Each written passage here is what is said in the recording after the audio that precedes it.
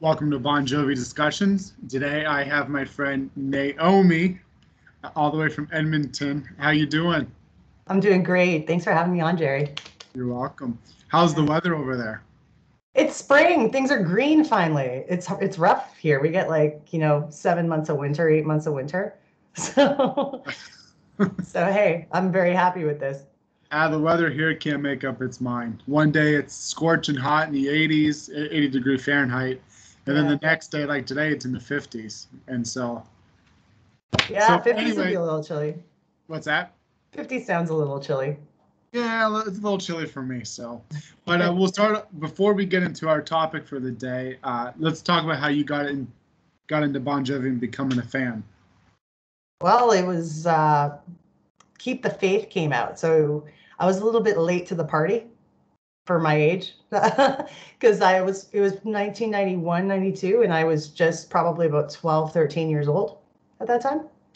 So yeah, I Keep the Faith came out on Much Music, which was our music video station here in Canada. And I'd heard of Bon Jovi because there were people at school that listened to it, but I tended to listen to a lot of pop, super poppy music at the time. And then, I kind of gravitated towards what they were doing. And that's when you go into the back catalog. Once you really start to like the album, I'm like, these guys are really growing on me. So it's like, there's still a wealth of music to listen to from them from the 80s, right? Yeah, and then it just kind of grew from there. I went to my first Bon Jovi concert in 93 when they came here. They came back again in 95. I got to meet Richie and Tico that time. I got backstage passes. It was super cool. And then they didn't come back here for years. So eventually I ended up going to them because they were playing in Vegas in 2006. Yeah. So I decided it was have a nice. Long of a gap? That was that long of a gap. Oh my! I thought they were there on the Crush tour. Were they not? Not. Well, they didn't come to they didn't come to Edmonton with the Crush tour, but they probably went to Toronto, Montreal, maybe Vancouver, the usual three, which is very far from where I live. Yeah. I don't know. My Canada geographics aren't that good, so I don't know how far is what. I've seen them in Toronto. Yeah. So, but anyway, you're much closer to Toronto than I am. I'm a 4-hour flight. I am three hours, and for the last few tours, people have said you got to see the band in Toronto. You got to see the band in Toronto. I was like, to go to another country, which and I finally saw them in Toronto last. This House Is Not for Sale tour. I'm going to see them there every tour. And it's only a 3-hour drive, so I don't know why I didn't do it before. 3-hour drive? That's easy. I know. I drove 15 hours to see them before, so 3 hours is like a walk in the park. It's more like a 3 or 4 day drive for us to get to Toronto. Yeah. Well, let's get into our big topic. So we are going to talk about this bad boy right here. The box. Got it. Look at that. We match. So just a little bit of the background. I've already done album discussions before. So people that are watching and watch every episode, I've done album discussions. So we're not going to do track by track and disc by disc. We're just going to overview of it. Mm-hmm. I absolutely 100% love this box set. This box set, if you are a diehard Bon Jovi fan, you will absolutely 100% love this box set. It's 4 discs of outtakes, demos, and then a DVD of John and the band talking about some of these songs, and some clips of Access All Areas and blah blah blah. Mm-hmm. What do you think of the box set? It was probably the most anticipated release that I ever felt for something that they were putting out, because of the fact that there was going to be so much of hidden gems, unreleased tracks. And the real mastermind behind making this all happen, I believe, was probably Obi O'Brien. Oh, yeah. Because he was the one who probably went into the vaults, polished everything up, and put it together. Yeah. Their main sound engineer. A lot of hard work into this. So this came out in November 2004. And my little funny story with this was I became a fan in 2000. I was 8 years old. And so between 2000 and 2003, I got their whole discography, the solo albums, the band's albums. And so I was anticipating this release. So at that time I was 12 years old. So I wanted that. My dad asked me what I wanted for Christmas, and I said, "There's nothing that I want except for this box set." And I had to get Crush on the first day. I had to get One Wild Night on the first day, Bounce, This Left Feels Right, and so forth. So I said, we got to get on the first. So we went to Kmart. I don't know if you've ever heard of Kmart. Kmart's like Blockbuster. They don't exist anymore, but one. And I got it, and I thought it was so. At this time too, I didn't know what it was going to look like either. This is social media days, and I'm only a 12-year-old kid, so what do I know? And but I got it, and I begged my dad said I couldn't open it until Christmas, which was another month to wait. Ugh. So I did what any other 12-year-old would do: ask 50 times and look cute and do a chore. And I got to listen to the first disc.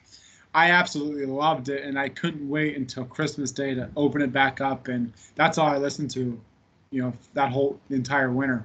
But there's so many hidden gems on here that fans like you and me sit back and think, how did this song not make an album? Right? For example, you listen to The Radio Saved My Life Tonight or Why Aren't You Dead? And so those are supposed to be on the Keep the Faith album. And so you're thinking, they could have taken off If I Was Your Mother and put one of these songs on there. You can't. That's my favorite Bon Jovi song. I like I like it. It's an okay song, but I don't think I think that was more of an experimental song more than anything, and how it made the album, I don't know. But it's definitely completely different and heavier and whatnot. But I know that's a totally different topic. Yeah. But yeah, Keep the Faith was pretty perfect. I can't think of a song I'd really want to take off of it, but it could have been longer. Could have been longer. Exactly. Well, I think there was a rumor that Keep the Faith was almost a double album. And so like a lot of these songs on here, like Why Aren't You Dead, Radio Saved My Life Tonight, Starting All Over Again, a lot of those Keep the Faith tracks on this was going to be on it. Yeah. But hey, so we'll start off. What is your absolute favorite track on this box set? I think, that's so tough. Radio is right up there. Radio would probably be my top 3. Okay, give me your 2. Richie Sambora doing If I Can't Have Your Love.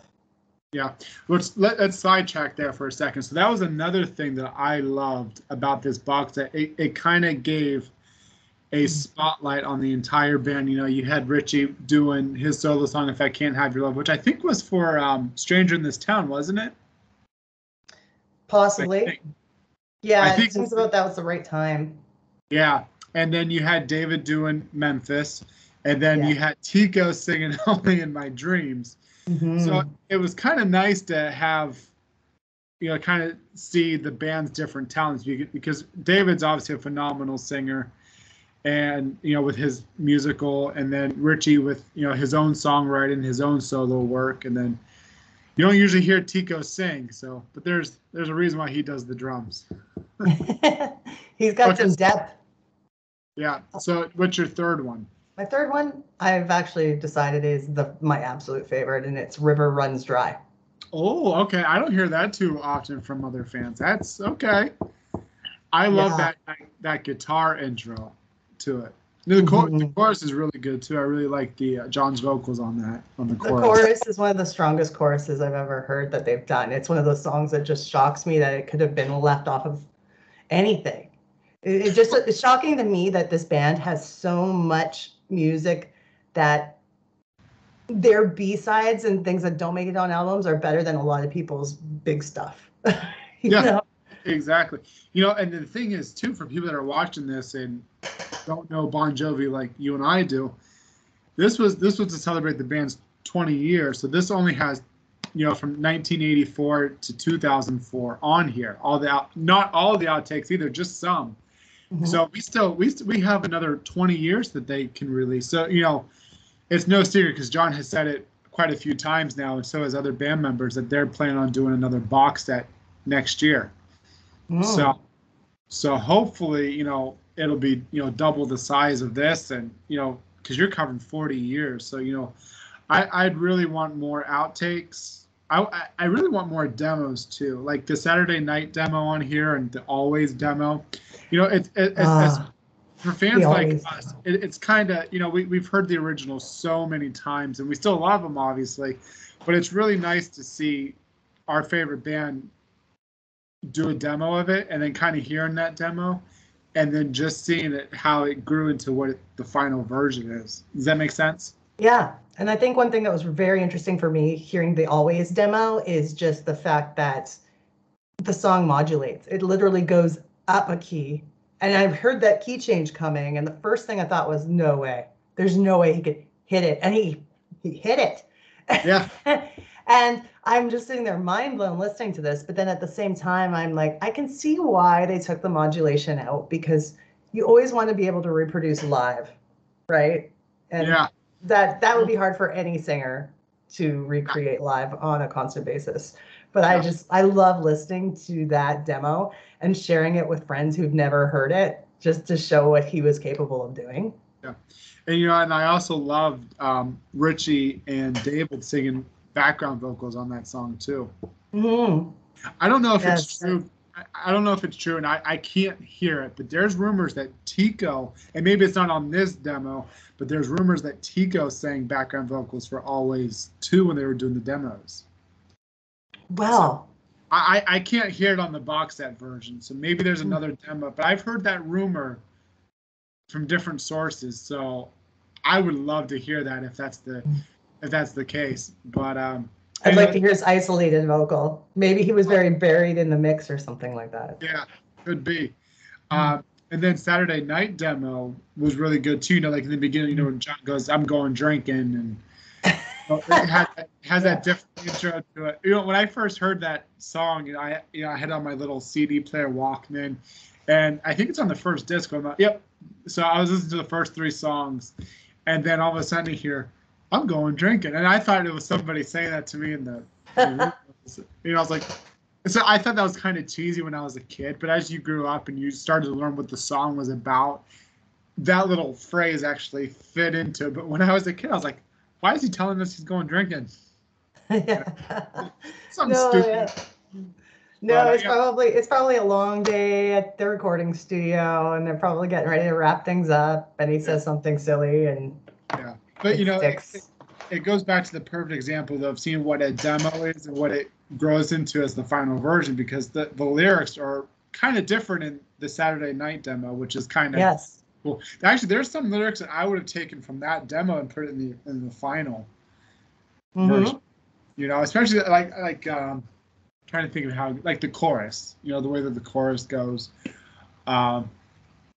Yeah. As long as I can breathe, as long as I can fight, or something like that. That's instead of I'm singing it in my head. I keep going taking each day, night at a time was what it turned into.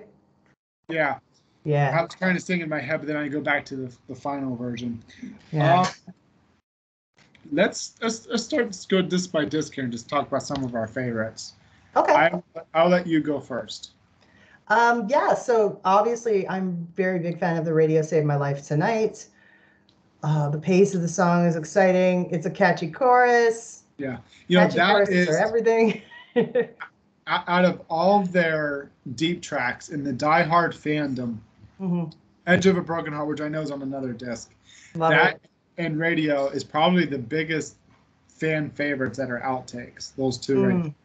And it made so many people happy, including me, to see Radio Saved My Life Tonight live, and for it to stick every single night as the second song of every night it got played. Yeah. I mean, even the first night when I was doing Twitter updates and it started circulating that Radio got played, I'm like, and so I was like praying that it was going to happen at my shows, and it did. I mean, every single night. So it was nice to see that. It could have been a result of diehard fan reaction and John paying attention to that. It could have been a result of them digging up this song for this album and then saying, why did we give up on this one? And then they enjoy playing it. So it's probably a combination of those things, but because it's a song that should never have been left in the dust, and I'm glad it came on here. And I truly, I think John has said about Edge of a Broken Heart many times, but for that one and Radio Saved My Life, I think those are John's two biggest regrets that he knew he should have put on the album, because same theory with Living on a Prayer. He almost didn't put Living on a Prayer on. That became a massive hit. I think these two could have. John admits, he'll be the first to admit that some choices he's made could have been the wrong choices, like Shelving Always and what you had just explained. Like, sometimes he's made outside sources to tell him which song he needs to keep or put out as the single. Or put in If I Was Your Mother on Keep the Faith. Yeah, I'm so glad he did that. That's funny. But I'll name some of my favorites on the first disc. Why Aren't You Dead is actually my absolute favorite one when I was a kid, and I just love that. That it's kind of like You Give Love a Bad Name, the tongue-in-cheek thing. Radio Saved My Life. Miss 4th of July had to grow on me over the years. When I was a kid, I didn't really care for it, but now I really enjoy it for John and Richie's harmonies together. I think that one's a great one. Yes. Open All Night. We know that John used that title. I think he said that there's like 5 songs out there that he's written with those titles, and I think we have 3 of those songs. We have three Open All Nights. Yeah. And I Get a Rush is a really fun one. That one I wish they'd live. I Get a Rush. It's just that fun. I like it. I can't get. So one big thing I wanted to talk about was Last Man Standing. So this obviously was recorded. So this is one of the new tracks that was recorded. Well, Thief of Hearts was going on This Left Feels Right, then they took it off. But Last Man Standing was actually written for Have a Nice Day. And it's obviously a different version than it is on the Have a Nice Day version. I actually love the box set version more than I love the one on Have a Nice Day. I agree with that. I do. Yeah. I'm more of a ballad, intimate, slow song type of guy. I mean, I love the fast stuff, but I don't know, because before this box set came out, This Stuff Feels Right DVD came out, and they had performed this on that DVD. And so this was a few months before the box set was even announced or released. And I was like, oh my gosh, I love this. And there was no YouTube at the time either. And so every time I wanted to listen to that Last Man Standing, I had to go to the DVD. I was like, they got to release this. And then I remember in an interview, John was talking about, and this was an interview between This Life Feels Right and the box set. And John was saying that they wrote the Thief of Hearts for the This Life Feels Right, and it didn't make the album, so it was going on the box set. And then the writing songs for Have a Nice Day and Last Man Standing was one of the first songs written. So when Have a Nice Day album came out, actually we got to hear Last Man Standing on the website, the day before the album came out. I don't know if you remember that. Vaguely, yeah. Vaguely.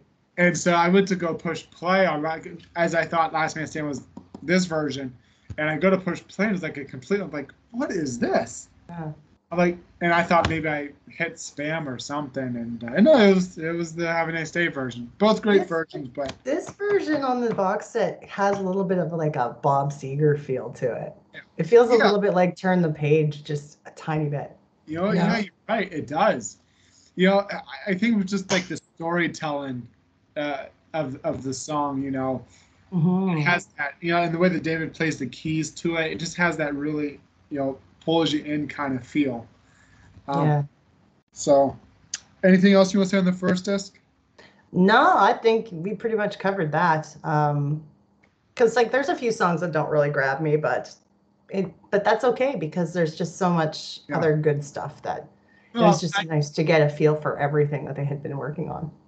I should shine a light on Thief of Hearts. Like I said, they're actually going to put that on This Life Feels Right. That was one of the new songs, and then John decided not to because he wanted just to be the greatest hits on there. And Thief of Hearts, I think, is a really beautiful song. I think that the verses itself is what pulls me into the song. The verse I find better than the chorus. The chorus doesn't do much for me, but I can see the verses being the strong suit. Yeah. All right, next disc. What's your favorite on disc 2? Ooh, okay. This is the one. This is a tough one. You know what song's really cool and surprising? It sounds like it would have been out pre-Slippery, even possibly. It was Outlaws of Love. That was a Slippery outtake. That song is fantastic. Yeah. I really enjoyed that one. I don't know if it could have replaced anything on Slippery, if I would have exchanged anything, because that's kind of like, you don't touch that album. But yeah, there's a lot of songs on this box set that should have been on the album, but I would say Outlaws of Love was definitely meant to be an outtake. It's a good song, but I can see why it was an outtake. Last Chance Train is really interesting. Oh, I love the chorus to that one. There's like a Beatles-esque feel to it, but there's another thing about that if you listen to the vocals on it, they kind of feel like they've been sped up a little bit. It feels like just a slight touch higher than what John would normally sing, and not in a natural way. It feels like there's something just changed a tiny bit. You're right. I never noticed that, but now that I think of like the chorus, I'm singing the chorus in my head. You're right. It does. My favorite on the box on this disc 2, the one now this one had to actually grow on me in the last year. It's really grown on me. If you would have asked me 21 for the last 21 years, I would have said the one that got away was probably one of my favorites. Now it's in my top 10 favorites on this box set. I don't know. Last summer I had it on. I was painting downstairs. I like to paint sometimes. And I had the box set on shuffle, and this one came on. I was like, I know the song, but I don't listen to it very often. And just maybe just because of the mood I was in today, I instantly connected with it, and just the way that John sings that, you could be the one that, and I probably listened to that song 50 times that day, and so I absolutely love the song now. And I'm trying to remember what album now. I think it was for Crush. Or no. It was in the 90s. It wouldn't have been These Days, would it? I think it was. These Days had a lot of demos that had already come out on an extended version of These Days. So I wasn't sure if that was the same era or not. The one got away. Yeah, it was, because that got written around the same time that Lonely at the Top got, which was, was written for Kurt Cobain's daughter, which is on here. Yep, we'll get to that. And so that's right. Yeah, because it was written around the same time. Because I think John was on a beach somewhere, and he wrote "Lonely at the Top," the one that got away, and I think "Prostitute." I think those 3 songs came out of the same. Fields of Fire. Fields of Fire. That's a good one. Around that time too. I have like the Japanese version of These Days, where it has like it's like a cardboard version, but it has like a magnetic flip opening top. Oh yeah, the blue cover. Yeah, that's the blue cover. I love it. Yeah, they're just really good.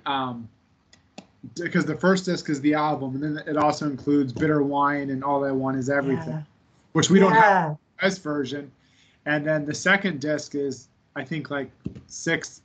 There's some outtakes, and then there's some live covers. Yeah. I think they did like Mrs. Robinson's on there, and I think David did a cover of a Rolling Stones song, Tumbling Dice, I think is on there. Heaven Help Us All is on there. Yeah. There is actually, I think it's the single, This Ain't a Love Song. And I think it was an import, possibly European or Japanese, that I have. Oh, yeah. On the CD single has Prostitute, Lonely at the Top. The End. When she comes, the end. Yeah. Yeah. A lot of, and there's actually quite a few these days outtakes on here too. But another, so this was the Crossroads era, which is before these, but good guys don't always wear white. From the Cowboy Way soundtrack. Yeah. So, looking back as their career, we were lucky to get it, but it was kind of interesting. It kind of probably similar to, real life. It was written for a movie. There was a music video produced. There was some promo for it, an actual single. They even performed "Good Guys Don't Always Wear White."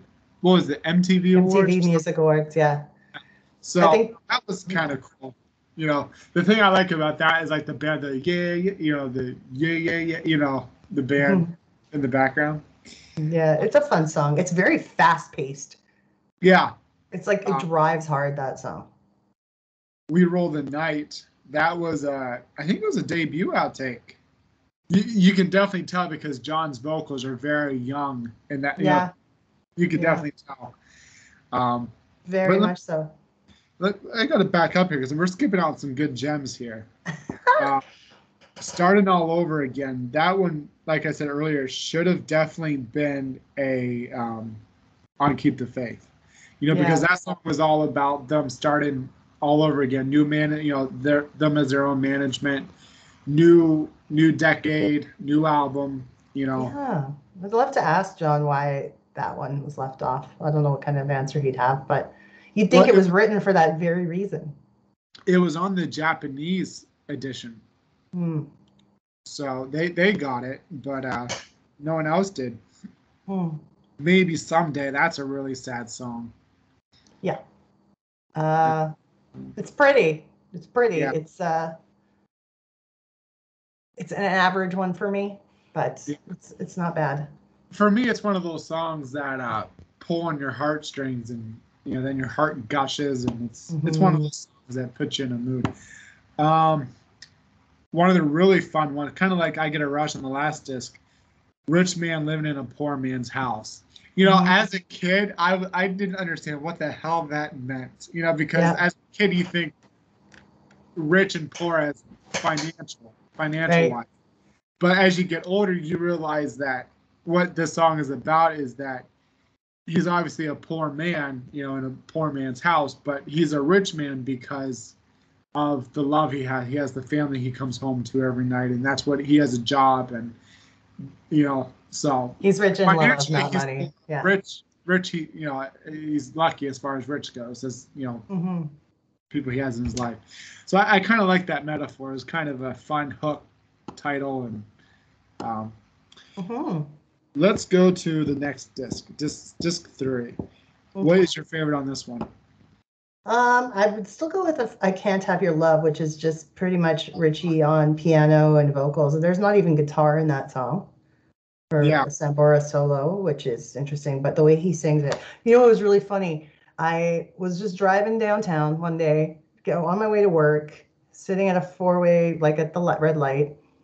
There's a big burly looking guy on a motorbike pulled up next to me.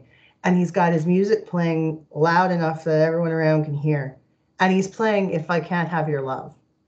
Really? And I was in shock. I was just like, drove by the guy. I'm like, yeah, buddy. And that's that's like the cool thing too, is because like, I would say you had to be a pretty big diehard, or at least a huge fan to really know any of these songs. For that guy to play If I Can't Have Your Love, you'd be like, you're a hardcore fan, aren't you? Usually first of all, I wish we weren't at a light because I would love to talk to you and sit down and have a chat. And secondly, like, you look like a big badass dude and you're listening to this little emotional ballad. You're just killing me. I love it. All guys are teddy bears at heart, trust me. At least my absolute favorite on this disc, and out of the whole box set, my absolute favorite is Real Life. I love it was kind of like Good Guys Don't Always Wear White. It was a track for Crush, and I think it was actually the before the Crush sessions started. Well, no, they were in the middle of the Crush sessions, because in the music video, if you look, so before it was going to be called Crush, it was going to be called something stupid, and then before that it was going to be called Sex Sells. So in the Real Life music video, you see, like a promo poster on the street, Sex Sells out, whatever, 1999, which we know then it became Crush, released in June 2000. Yeah. But this Real Life is my absolute favorite on this box set in general. The demo, there's a demo version of this too. I don't know if I'm sure you've heard the demo, and Have you heard the demo? No, I don't think I have. Oh my gosh. I bet I So could find it though, right? there's a demo. There's a couple singles, and so there's a demo version, with the lyrics are a little bit different. Oh, And, cool. and then there's an instrumental where you don't have any of the lyrics. It's just instrumental, and you kind of hear parts of the song that you would never heard otherwise. I already found it on YouTube. There it is. Don't play it because then it would get flagged on YouTube. So don't play it. No. YouTube, I tell you, get... YouTube, they catch things like that. Boom, exactly. But in the music, I love the real life music video too. David wasn't in the video because he had like a sawing accident, I think. Yeah, I don't remember exactly what happened to him. Yeah, well, so they had a music video, and like a couple of days before, he was doing a home project, and he got cut by a saw. Oh. And so he had to stay home for a few days. So in the music video, you see Hugh, Tico, John, and Richie, and at one point you see the band carrying David on as a cardboard layout. Yeah. Just to kind of, yeah. Yeah, I believe that this was on the soundtrack for Ed TV, which was a movie that I can't remember who's all in it. McConaughey makes sense. So this was some of John's friends, hey? Yeah. Same thing with the Cowboy Way. Yeah, because they were just beginning, this, well, at the time, Sex Sells demos, and they had asked John to write something for the movie, so John got the script. And at this time, too, John was really big into movies at the time, too, doing a lot of different movies. But so he wrote Real Life, Ben recorded it, and then it is what it was. But let's back up on this just because there's a lot of gems on this. So Edge of a Broken Heart, we all know that's definitely a die-hard fan favorite. Yeah. I truly think that this, it was technically released because it was on the Disorderlies soundtrack and the movies, and it was on radio in different markets. If I remember correct, I think it was released before Bad Name. I gotta remember because it was released early stages of Slippery's release before they really broke big because they were still opening up at the time. Slippery was just coming out, but I truly think if they would have just held on to that song, put it on the album, released it as maybe a single, I think that song could have really blown up. Huge. Yeah. Missed opportunity. I think that was the perfect example of what happens if you don't put "Living on Prayer" on an album. I think Edge was definitely a missed opportunity, and John has even acknowledged that many times in interviews, or even in a recent one, he talked about how "Edge of a Broken Heart" was a missed opportunity. So he's well aware of the song, but thankfully we got it on the box set. Sympathy was for Keep the Faith, I think. I was part of the Keep the Faith session. That's a fantastic track, Sympathy. Yeah. I don't want your sympathy. And then we talked about Only in My Dreams. Shut Up and Kiss Me, I can never really get into it. It's an okay song, but I wasn't into it. Yeah. Nope. I didn't have a feel for it. Crazy. Not to skip ahead too much, but Satellite probably my number 4. That was for Bounce, I believe. Yeah, most likely. Probably had a lot to do with all the imagery in Bounce and in the photo shoots. Yeah. I always, the Bounce cover itself, just kind of reminds me of the Hook Me Up thing, and so. But yeah, Crazy Love. That one's a fun type love song. Here it comes again, and I don't like that part. I don't know. I thought it was lazy lyrically with that chorus, but absolutely. It's cool. I always thought the same. Every time I listen to that song, I think of like John was very superficial when he wrote this song, But it's fun. I think it's just like one of those fun songs just to get kind of like the wheels in motion, get the grease, get the brain flowing. Yeah, it could have been just part of the writing process to get it out of the system. You're right, and then there's a good reason why it didn't make the album. Yeah. We talked about Lonely at the Top. Ordinary People, I'm iffy on that one. I like the chorus, but the verses really lack. It's a decent song, That's one of the great things about this box is, you hear some gems and you hear some songs that, like I said before, you realize why it was an outtake. And it's one of those things too where it points out the caliber of this band. Like I said, Yeah. like the stuff that they can do compared to that, there's a reason why I didn't make it. Whereas someone else could have recorded that song and it would be good for them.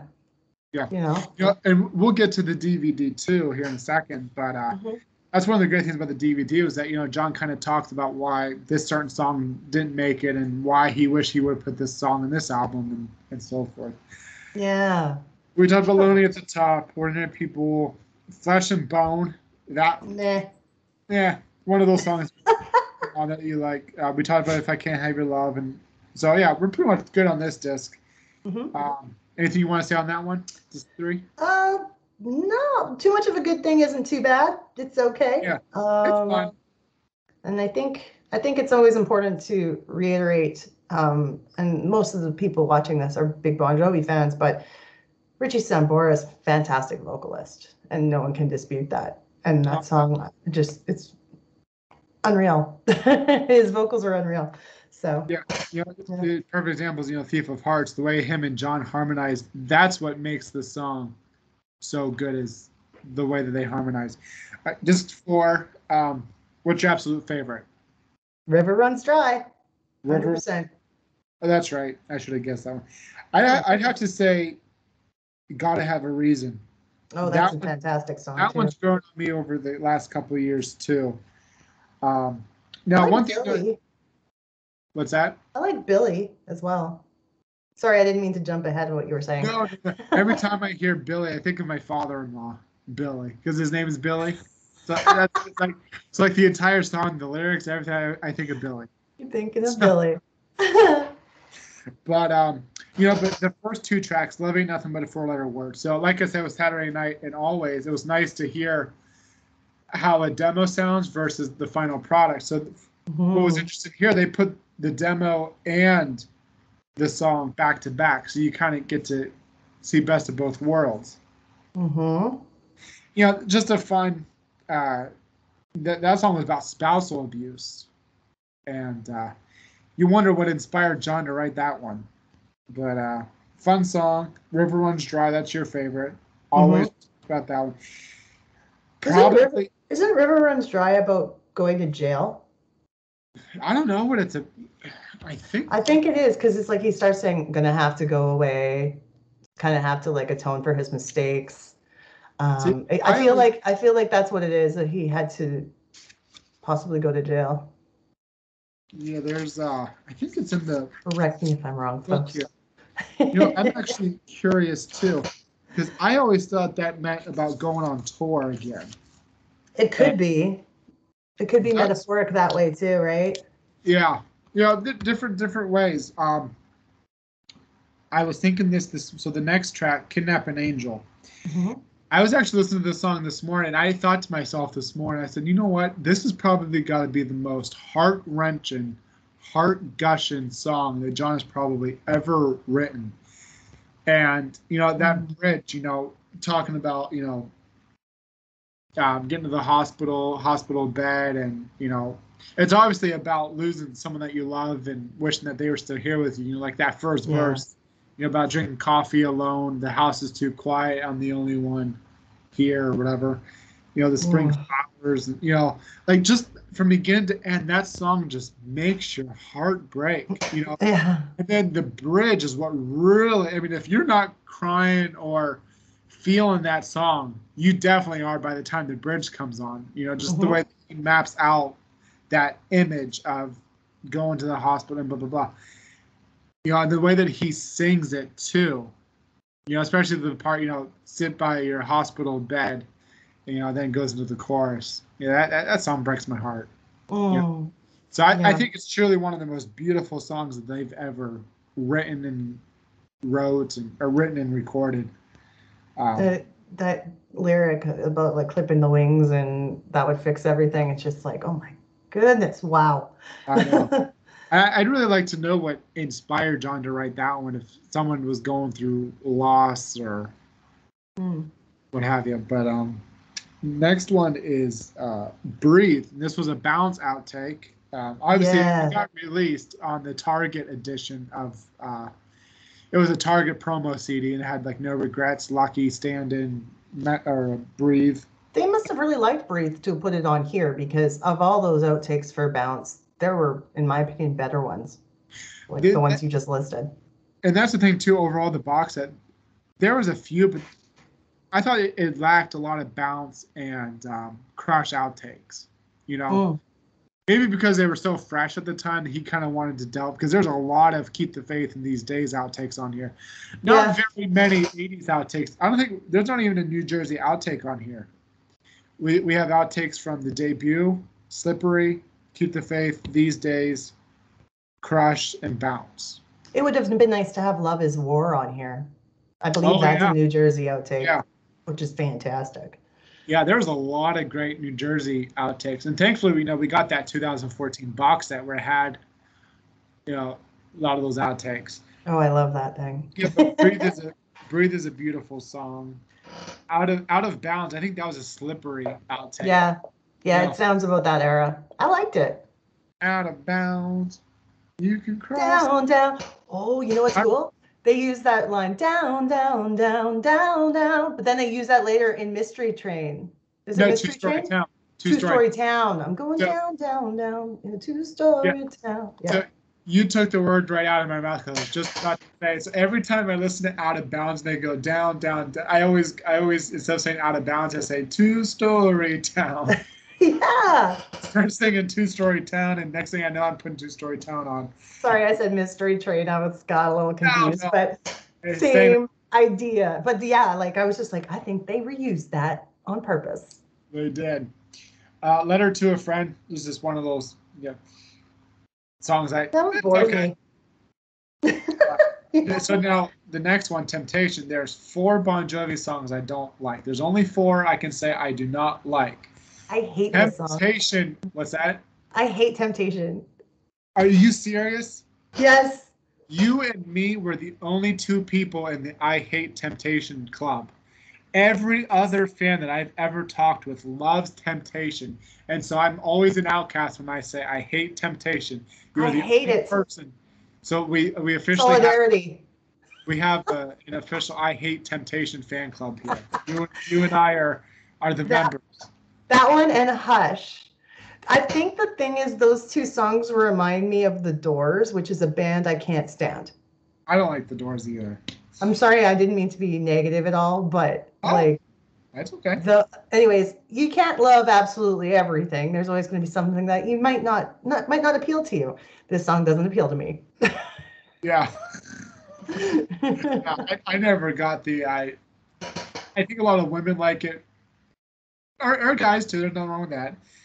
Just the way that John is kind of seductively sounded, so I think that's why a lot of fans like it. It's got that Let's Make It Baby thing going on. That's my second song I don't like. So that's probably why I don't like either one. Let's Make It Baby and Temptation, those are the 2 I don't like. And that's probably why they're probably similar. Fair enough. So next one, Gotta Have a Reason, which is my absolute favorite on this disc. All I Want to Do Is You, that's a fun one. I don't really remember it. Of all the songs on this album, I don't really remember it. There's Billy, which we talked about, and then Nobody's Hero. Nobody's Hero was fantastic.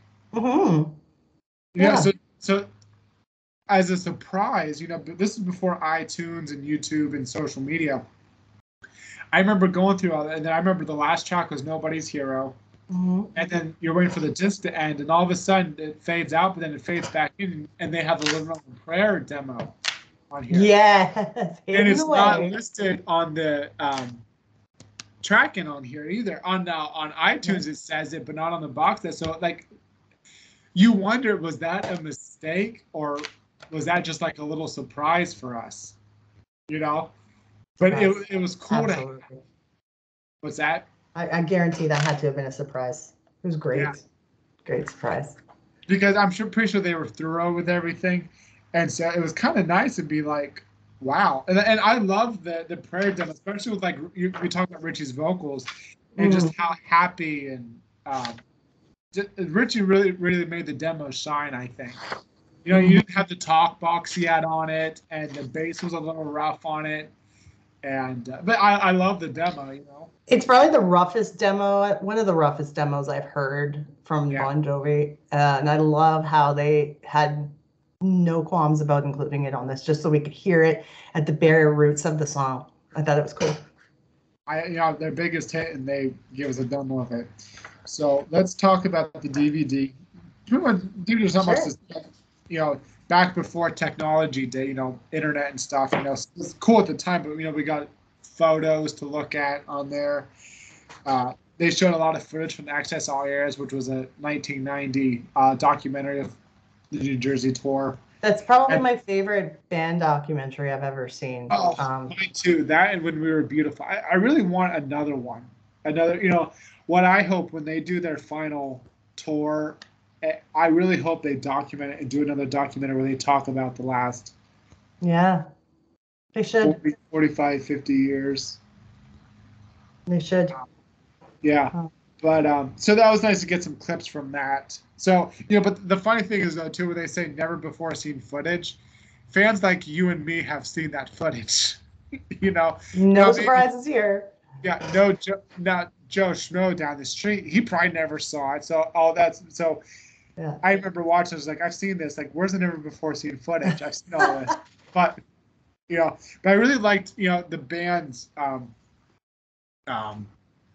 talking about some of these songs and stuff, kind of giving you more of an insight on some of these songs.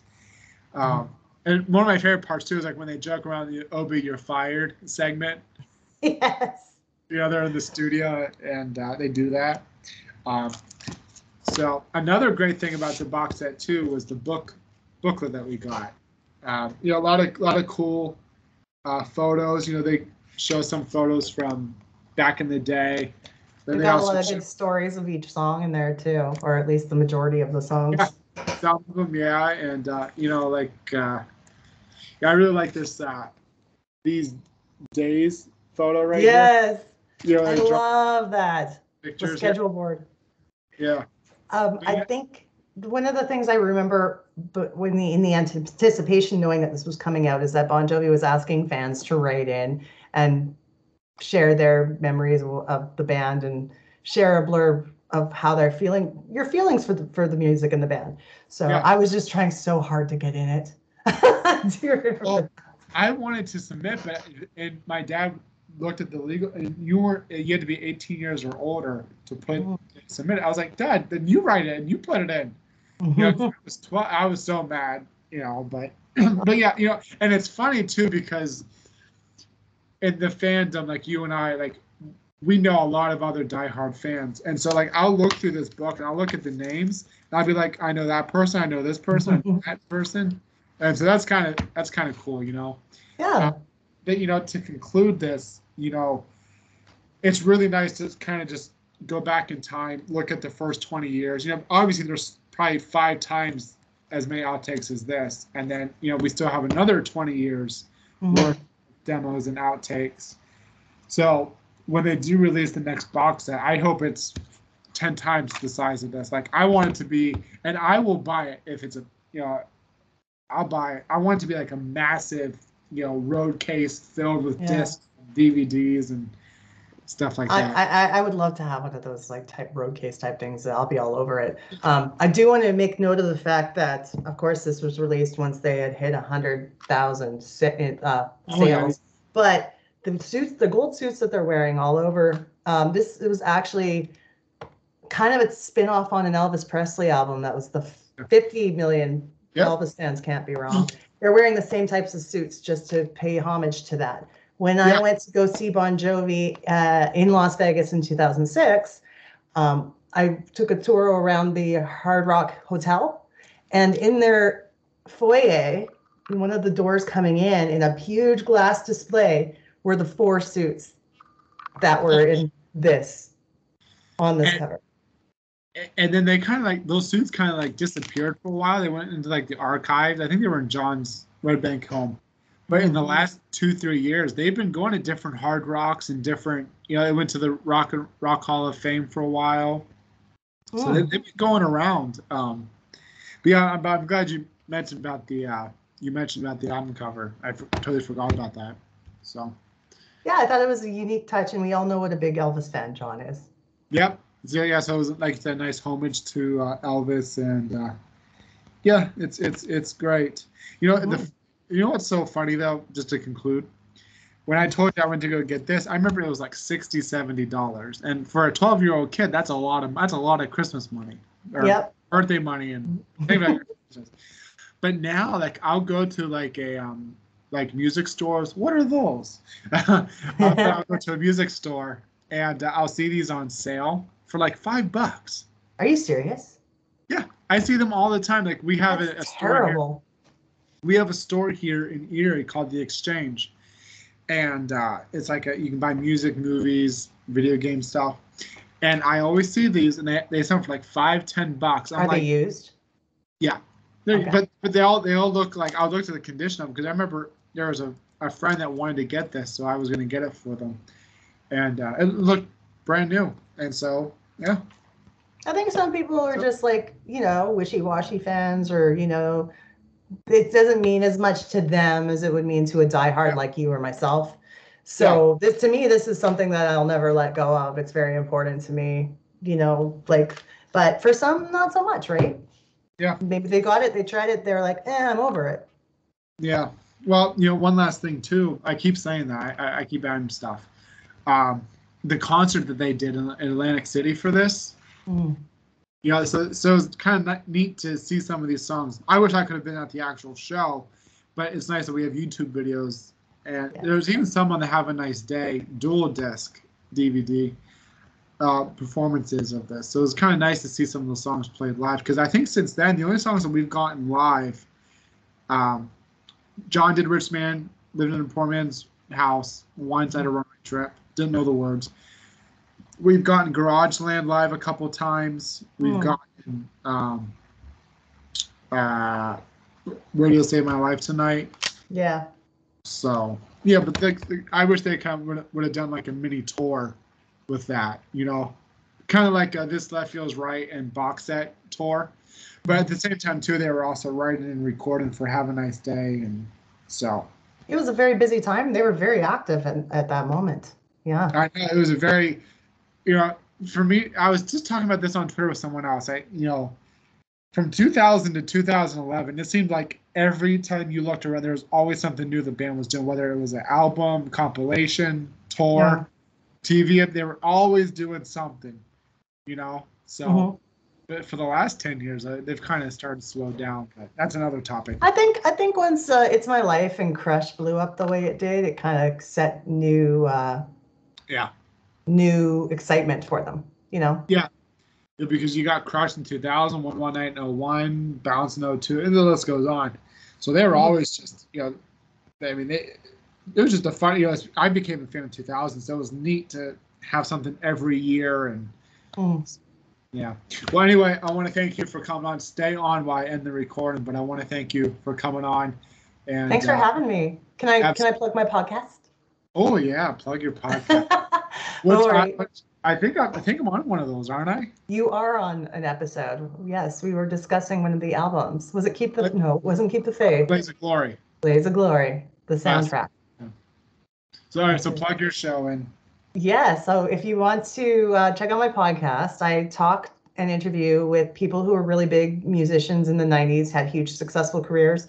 We also talk about some of the musicians with friends, and just enjoy, like we've had Naughty by Nature, Mr. Big, big Canadian stars like Biff Naked and Alana Miles on the show. So it's been fantastic. And the show is called Dope Nostalgia. You can get all the links for it at dopenostalgia.com, and it has a YouTube channel too. So there you go. Thanks for letting me plug it.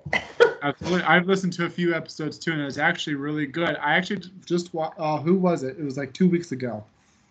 Who'd you have on 2 weeks ago? Ooh, that's hard to say. Let me see. That's okay. It was somebody. Deep Blue something?